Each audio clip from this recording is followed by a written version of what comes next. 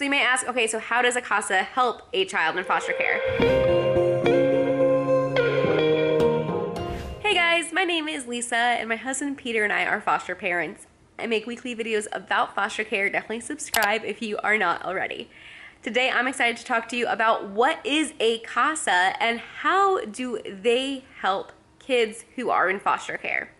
A CASA is a court-appointed special advocate, and they are the voice of a child while they are in foster care throughout the duration of their case.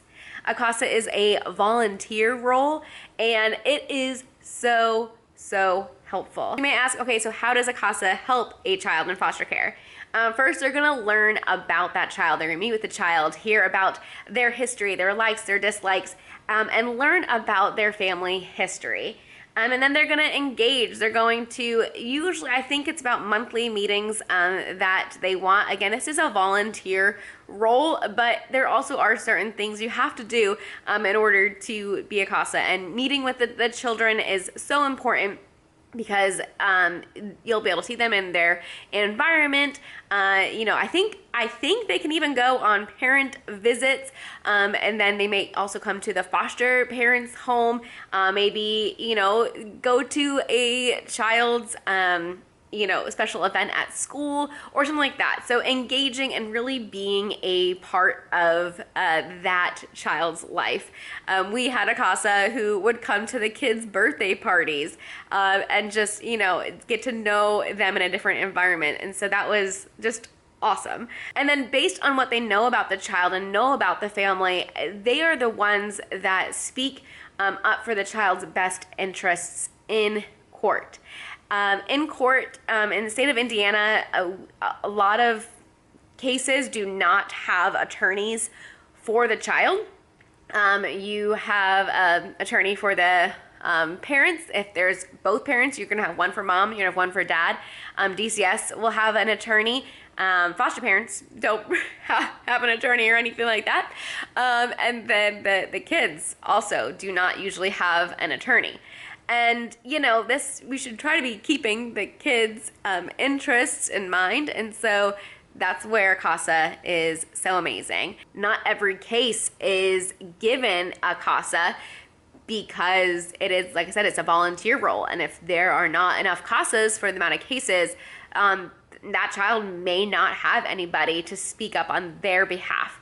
DCS, they're going to be the DCS attorney is going to be going over the parents and like, hey, what did the parents do since last court? Have they met their, steps? And that's what DCS is really focused on. Yes, they are focused on the kids' safety, but the majority of the court is talked about, what the parents are doing. And there's usually a brief, couple of sentences about the kids. Sometimes they have the foster parents give an update on the kids. But again, that CASA is going to become so vital because they're able to kind of give a different perspective and be able to talk to the kids and hear what the kid really wants. CASAs can also be the one to advocate if a child needs a different service. Say that they are not in therapy, but they really need a therapist, and DCS, put in a referral or whatever, but it hasn't happened yet. They can say, hey, no, this needs to happen. How can we make this happen? And it was a lot of times, we would call our CASA and be like, hey, this is going on. We need the support. It hasn't been happening with DCS. Can you please help us out? And so CASAs are also an amazing advocate for the foster family. Definitely as a foster family, reach out to your CASA and explain what's happening, because from month to month a lot can happen in a month and they're not seeing it every day. You are, and so be definitely communicating. A lot of times we would create group chats with the caseworker and the CASA to be able to have all together so everyone was always on the same page. CASAs, they'll collaborate. They'll be collaborating with the kids, with DCS, and they're getting a big picture and be able to, again, present the information that's most important to the well-being of the child. And then they report. They are going to make a report, and then they are going to show up in court. And when it comes time for the judge to hear how the kids are doing, a lot of times they don't look to the foster parent, they look to the CASA. And so that's why as foster parents, it's definitely important to keep your CASA in the loop if there's something going on with the child that you feel like is super important for the judge to know. Make sure that the CASA knows, because a lot of times there's not a lot of time in these court meetings, and the CASA's input is so important.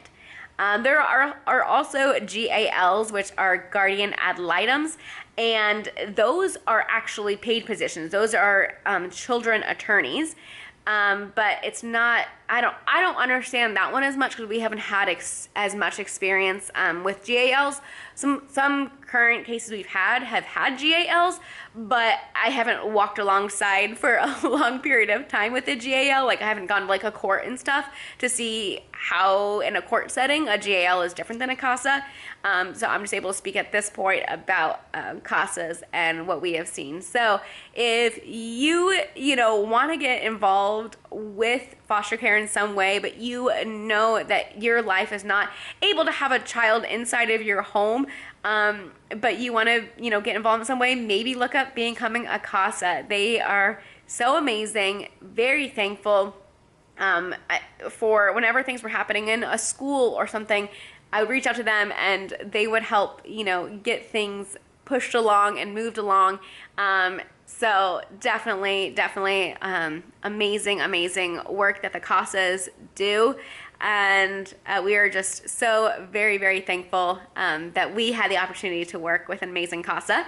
And I'm sure in the future with different cases, we will get to work with different CASAs again. So thanks so much for watching. Let me know if I forgot anything. And if you are a CASA, leave a comment below. Thank you for the work that you do. Let us know, I don't know, some fun facts about being a CASA, anything I may have missed. So thanks for watching. Make sure to subscribe if you are not already, and we'll see you in the next video. Bye guys.